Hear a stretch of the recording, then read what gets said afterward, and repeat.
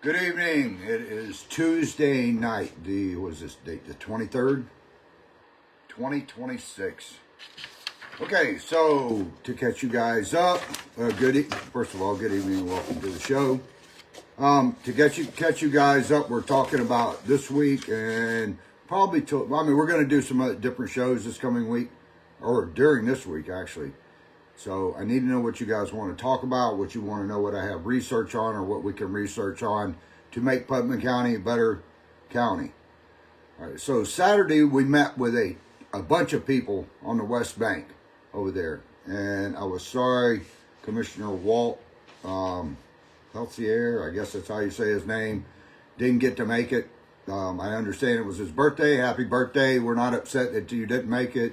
It was still a good meeting. Really productive. We found out exactly what the people over there thought. If you guys want to go back and watch it, it's what, how long is it, an hour and something? About an hour and 13 minutes. About an hour and 13 minutes.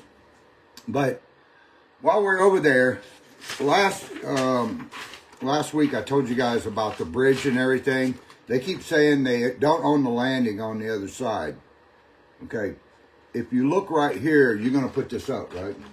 She's going to put it up in the comments right now. You will see right there is the number. Okay? Let me slide my glasses on. I just had eye surgery not too far ago, and I can see better without glasses, but I still need readers.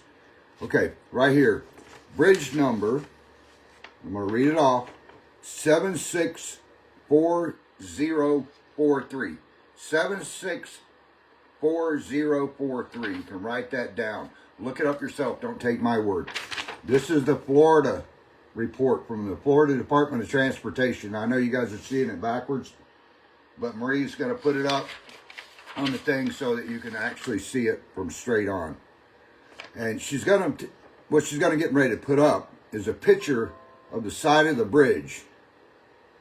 And it has the bridge number on it. Now, on the bridge number, when you guys look this up, just type on who owns, in the state of Florida, who owns bridge 764043. On the meeting couple weeks ago, in the county meeting, the head chair lady said that she asked the attorney, she did the right thing, she asked the attorney, she said, we don't own this, do we? And he said, no, we do not. And I believe it was the attorney, it could have been the city manager, so I'm not going to say exactly which one, but I'm pretty sure it was their attorney that said that. Now, if you look on here, too, you're going to see the district right here, too. Right in there. Okay? That will show you that it is Putnam County.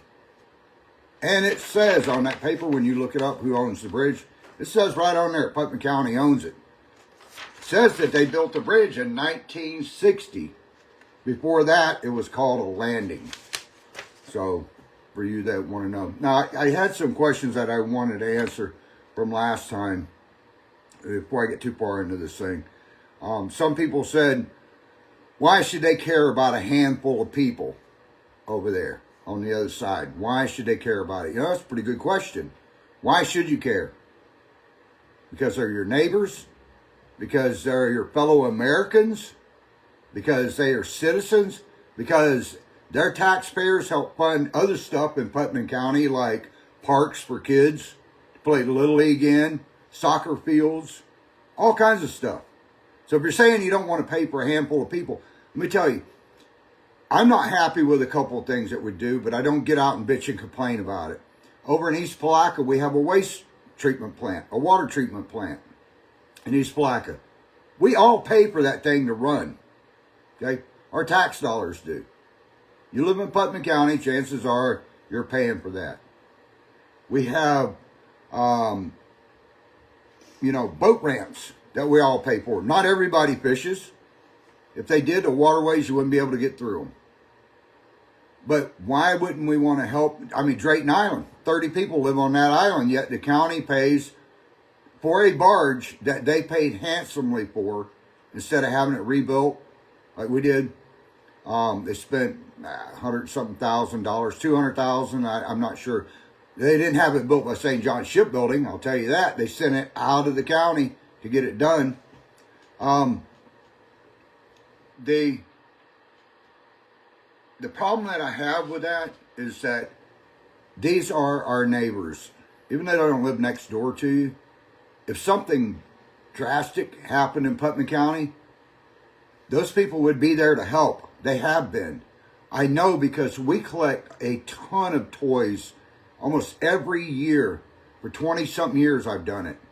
For the kids in Putnam County. When COVID happened, you can ask the people over in Salt Springs. They pitched in. They had kids that needed stuff. But with everybody coming in, it's not me. I didn't buy 50,000 toys. But our kick-butt residents did. And the people in surrounding counties down in DeLand and Volusia, Jacksonville, they all pitched in. And every year we were raising 50,000 toys for the kids in this community. A couple of years ago when COVID hit, not only did we do ours, we did Marion County, we did up in Lake City for DCF, they were calling us, all the way down to Sarasota. We collected toys. And my kids, who were all grown up, actually pitched in and helped, which surprised me. And I'm not sure, but I think Miss Wilkerson, the head chair lady, I think she even pitched in and got some kids some presents. I'm not sure on that, and I probably shouldn't have said anything. But like I said before, I may be an a-hole on some things, but I'm fair. And if she did it, she deserved recognition. Besides Paul Adamsack, I can't tell you of another county commissioner in the 23 years that I've been doing this that has ever purchased any toys. I know Paul Adamsack did. I wish that guy was still in office. You know, Paul did a lot of stuff for this county, and he took a beating. So did Commissioner Rawls. You guys don't know half of what Commissioner Rawls did. But he lost his seat. He lost it in what I call a fair election. There was some mudslinging that went on one side. I didn't like that. I think if you're going to be a politician and you're going to try to help people out and you're going to, make change, then do what you say. If you can't get hired on what you're doing or going to do to make the county better, you don't deserve to be in office. Mudslinging is not the way to do it. Okay, somebody else asked me why I was hard on Commissioner Harvey. Okay, Commissioner Harvey, you called me out in a meeting. Okay, several times you said a couple things to me that I did not like. Do I think you need to go to hell? No, I don't. But I do think that you've been in this thing ever since Fort Gates went splash and your guys' landing screwed our barge up. And what I'm doing is setting the record straight. All this would have taken was a workshop.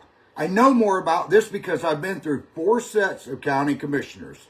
Okay, and you've been there the whole time. You know what I'm saying is true. You know it. And at some point, I thought you would have gotten more and more involved and this thing would have been open. It's a piece of history that is 270-something years old. In your backyard, in my backyard. We have an Indian mound there. It's 1250 BC.